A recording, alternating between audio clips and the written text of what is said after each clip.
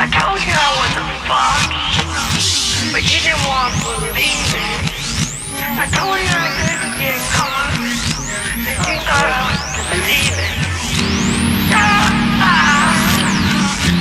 I was leaving. I was leaving. Yeah, baby, I was leaving. For the love of you.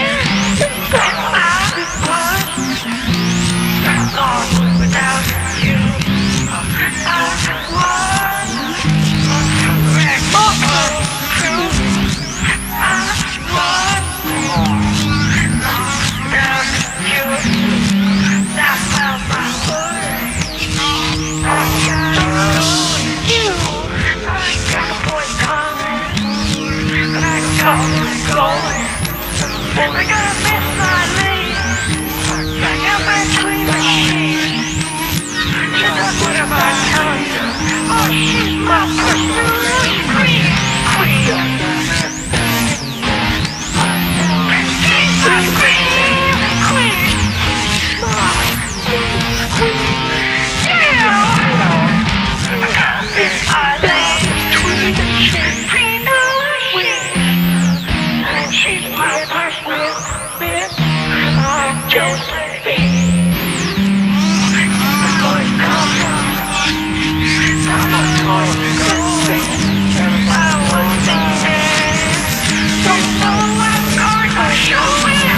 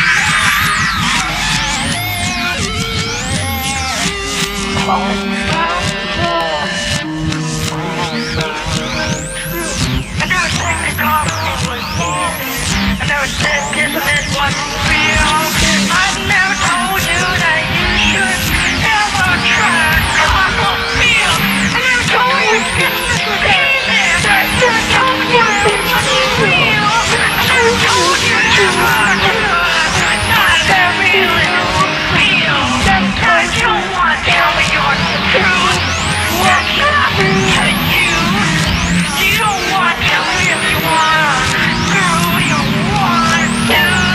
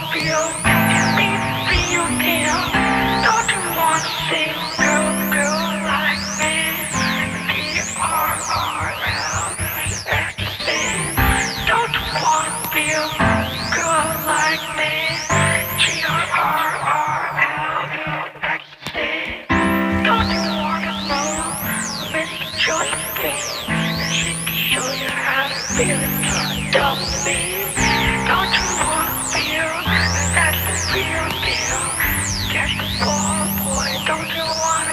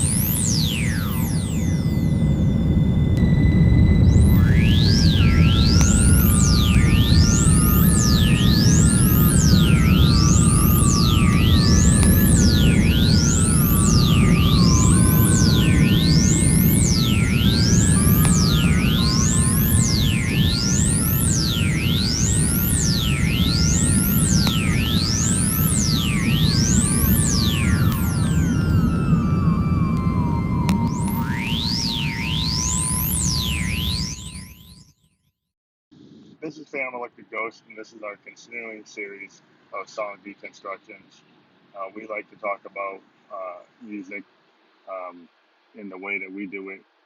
We do a hardware workflow, and what's cool about it is it's different than the digital audio workstation.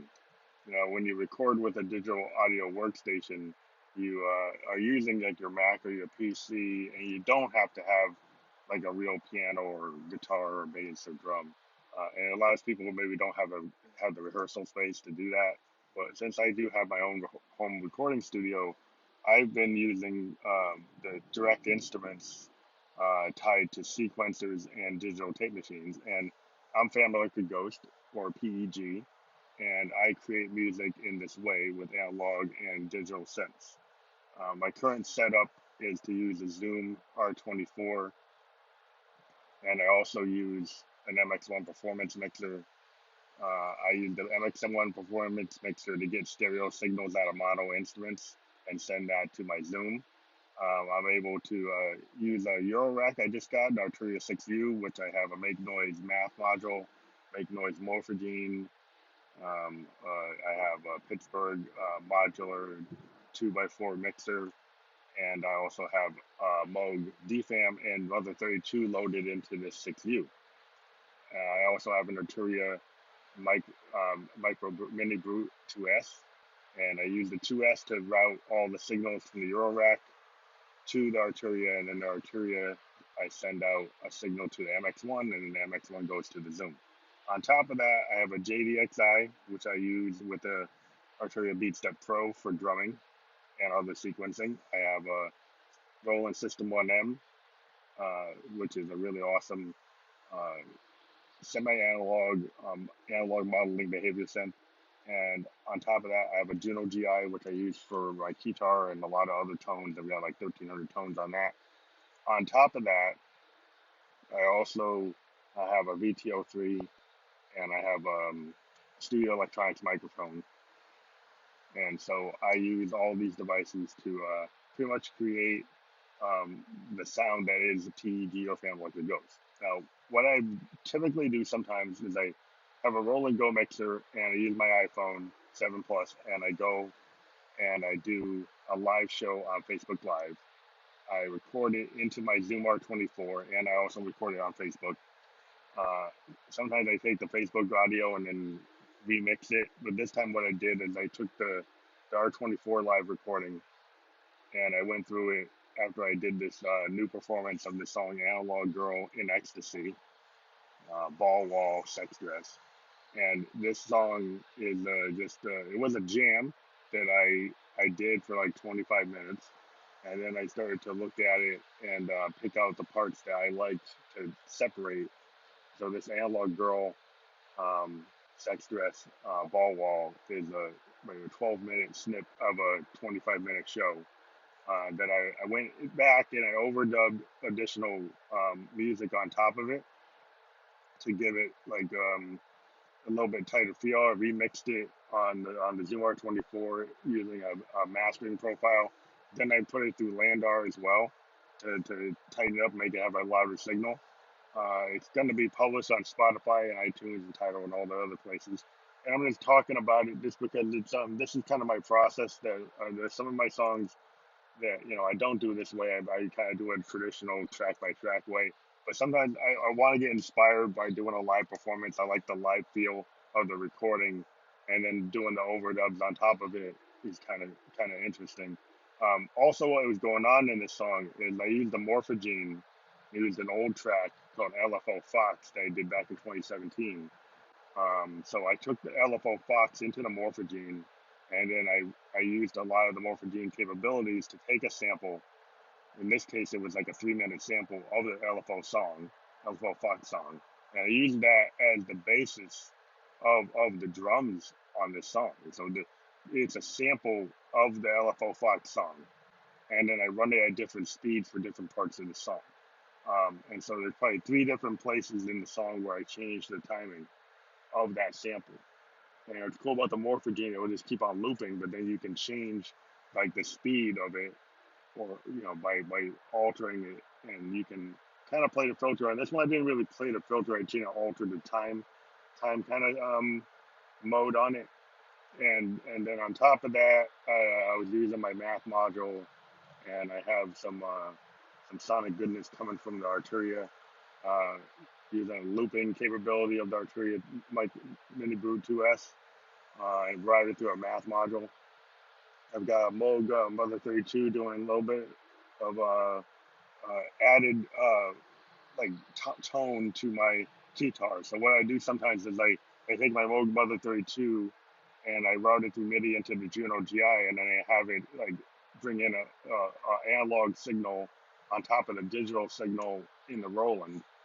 So when I do a guitar sound, it has kind of a analog heft to it, on top of the digital part, which can give it a little bit more power when you try and do simulated guitar. Which all the guitar and Stam Electric Ghost songs are basically Roland guitar sounds from a Juno GI using a Moog Mother 32 to kind of give it a little heft, and then run it through a mixer, the MX1 mixer, and also the Zoom, and I do some other things. But that's kind of the secret sauce of doing it, and being able to play it live directly at the instruments is a cool thing that I've been doing for a while. And it's just really interesting what you can come up when you have this kind of live aspect. And I'm a one man band, but the Morphogene gave me an ability to have a pretty cool set of like multiple rhythms from that original sample, and then I can kind of follow it and alter it how I want. In some cases, sometimes I use the BeatStep Pro to add another rhythm on top of that. But in this case, I didn't do that. I was more using the System 1M for some atmospheric stuff. You really hear the System 1M is really at the tail end of the song, though it's kind of hidden in parts of the song, but I bring it up a little bit higher. At the very end, you hear some analog sound that really comes from the System 1M, which is an analog behavioral modeling synth. And I'm using the base level System 1M for that. And I'm actually playing it through an Arturia BeatStep Pro that's directly connected. And so a lot of my performance, if you see me on the video, I'm using um, like this basic stagecraft. I wear an LED hoodie that kind of covers my whole body at the top of my body, and with the hoodie, so you can't really see who I am. In this current configuration, I'm kind of got my back to the audience, kind of like yes, and maybe that's a little off-putting to some people. But yeah, at some point, it's just hard to move my rig and move it around so we can get the front view. We're gonna play with the camera angle, maybe doing the side view, but at some point I am gonna have to switch it up and make it so you can see the front view of what I'm doing. But typically, because the way my sensor's set up, it's better to actually catch me on a side angle. So I'll be working on that. We're working on trying to get a new mask. Well, got issues in my day job, so you gotta get your day job all set. So we got a lot of equipment this year, and there was a lot of stuff we got. Like I said, we got the DFAM this year. We got the 2S. We got the 6U. We got the math modules, and some Yamaha mixer, and some cool stuff for recording with our mic stands, our boom mic stands, so that we can record our shows. What we're looking into now is we're talking to like an independent record company, seeing what they can do for us. We're not sure. We've been pretty much independent, so we're kind of fiercely independent. So if they're not going to give me a decent deal, I don't know. But we've been doing our show on Anchor. We've interviewed 3 people so far. We interviewed Kendra Black, who's done a song with Snoop Dogg called Rude. And she has a new song out there, Dangerous. And she's worked on a full album with the concept. We talked to her earlier this week. We did have some sound problems with the app. We're sorry for that, but we were able to at least we got the interview out. We'll probably do another interview with her when her album gets closer to coming out. We talked to Heritage, an awesome duo, a soul duo from Bermuda, and we're hoping to actually collaborate with them, do some Moog bass lines with them. And they're busy working on their record. We also talked to an awesome solo artist. We talked to Shannon Ariana about Eon Flux, her new record, and we had a bunch of her songs we played on the show, and we tied them to the actual Anchor podcast. Allows you to have segments But it seems like the segments are only available if you play the podcast on Anchor. If you play the podcast anywhere else, you won't get the segments with the music, which is kind of disappointing. But these podcasts are put on multiple platforms. They're on Spotify, they're on Radio One, and they're on Apple. And we're going to continue to work on material. Dark Ghost has been delayed. We're kind of sad about that because of the day job issues, and so we're gonna have a physical album with vinyl and CD next year for Dark Ghost. But what we're working on this year is the Analog Grrrl concept. We're gonna put that out as a full download album. As you can see, we're still working on tracks to fill it out. We've got about 5 or 6 songs that have that Analog Grrrl um, rooftop dude theme, and we're just creating some more to put out a full record. It's gonna be a full concept. Um, Originally, as I said, I did a big jam a couple months ago for Monsters Tea Party. It was supposed to be used at one of their shows. It didn't work out because it didn't get the right camera angle. But yeah, I would be really interested in trying to do something with them again. We go to Paris, but just like they don't get the finances to do that this year. We're hoping to get our music uh, more widely shown all over the world with different things we're trying to work on. We're hoping to play some shows in New York this year. If we don't make it this year, we're definitely going to be doing it next year. But we're going to continue to do our live Facebook shows, which you can see the Ghost live. We'll try to do it like every 2 weeks or every week when we can. And we're going to continue to update our process and our rig. Like what the next things that we want to look into are actually doing product reviews, which we're probably going to do a good review of the DFAM and talk about the Make Noise Morphogene and the Arturia Mini Brew 2S. But we want to get Prophet X, which we think is an awesome new synth from Prophet, uh, bringing the ADO samples with the digital DCOs and the LFO routing that you can do with a Prophet. We think that that's an awesome machine. We're very interested in getting that into our stable. We're also very interested in getting the grandmother, which is an awesome machine that Moog has gone back and kind of surprised everybody at Moog Fest and created this new modular synth with a keyboard that is kind of like a mini version of a Model D. It's got Model D oscillators, but then it's got some really cool goodness going back into the modular history of Moog, where you've got a physical spring reverb, you've got the ability for it to produce a sine wave through the resonance. You have the ability to theoretically, from what reviews I've seen, you can get this synth even though it has 2 oscillators to have 4 voices, including a sine wave, and you get the LFO to be an oscillator. And so that's very impressive. And then you've also got modulation opportunities in patch points that you don't have on a Model D. And you've got a lot of modules to go back into the modular history of Moog, which is very interesting. And so it's a synth that you can immediately play, but because it's got a pretty good extensive patch bay, and it's got USB MIDI, which the DFAM and the Mother 32 don't have. The one thing I would want is that they wish it had been set up more like a Model D, so you could actually angle up the control panel and then put it back down. I wish it had a larger keyboard that maybe the same size as the D. I know they probably wanted to make it have a good price point with all the clones coming out that are clones of Moogs. So I think Moog did a really good job with this thing to make it compact and make it a simple synthesizer. It would be cool to see it be the same size as a Moog Model D, to have the ability to have the control panel go up and down like a Model D, and then in addition, it would also be cool to have a solution kind of like an Arturia 6U or 3U that allow you to really integrate a Mother 32 and a DFAM, and maybe in the future the subharmonicon.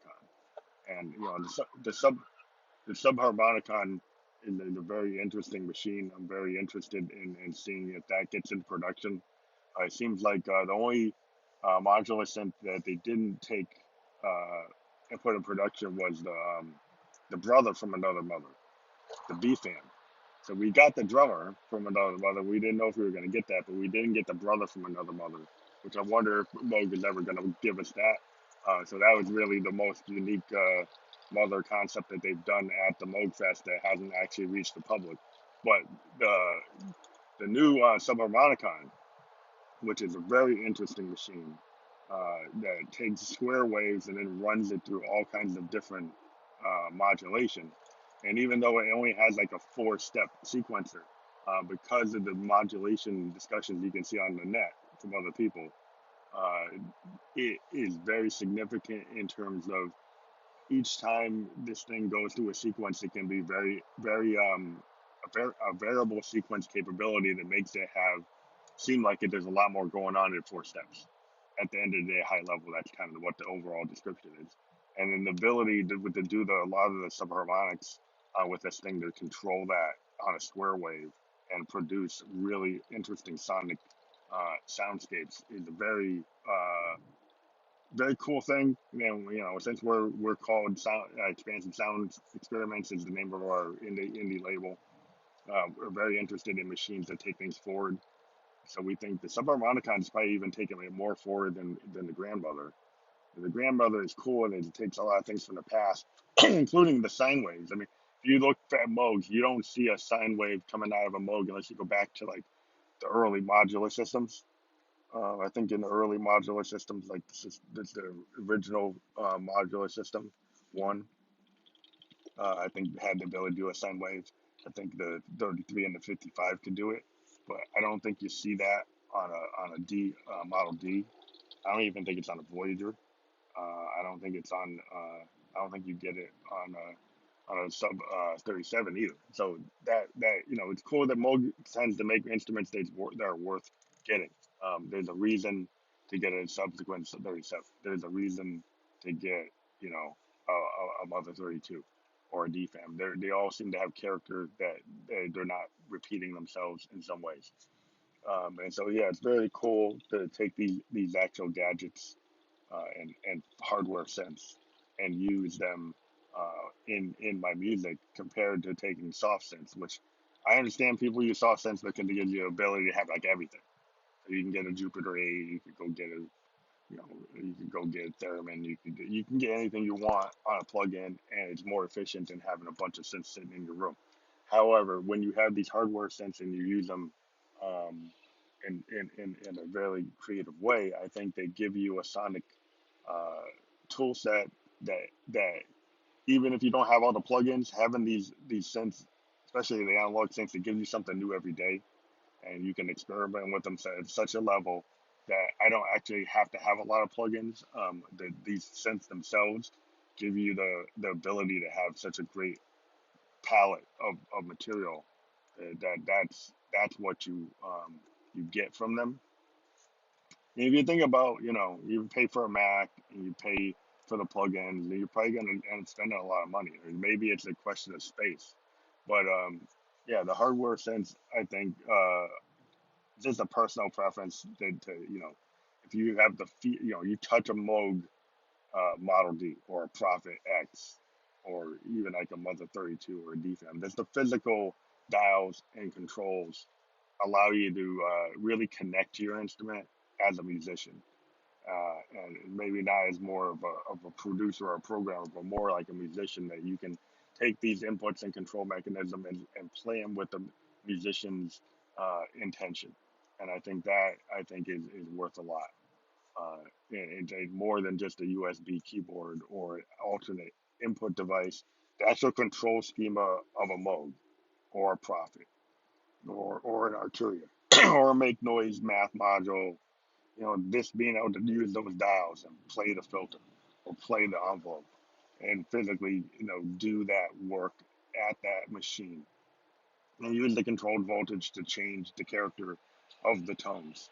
I think that gives you an ability that you're going to have a hard time trying to get from a soft synth. You can have theoretical CV connections and things like that. And I know that people have like virtual CV, um, and it works to a certain degree. But I believe that the analog pure sense are is something that people should experience and try out.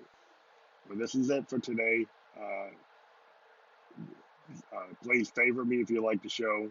Um, and let me know if you're another musician you want to talk. You can send me a message. If you favor me on this platform, you can send a message and we can talk. And I'm actually looking for a co-host to do this show and talk about gear. And so, like, if you're interested in that, favorite the show and send me a message and tell me like your background. If you're an electronic musician and you're really into gear, you're the kind of person that would go to NAM and want to talk about stuff. I'm actually really looking for a female electronic musician because I think they don't get enough press that wants to talk about analog and digital sense, that wants to talk about the latest gear that you would see on Sonic State or see on the web at NAM or Super Booth. That would be really cool. So get in touch with me. You can also get in touch with me on my Instagram, expansive underscore sound underscore experiments. Send me a direct message, and maybe send me a little note, and we can Skype and talk further if you're interested. Thanks.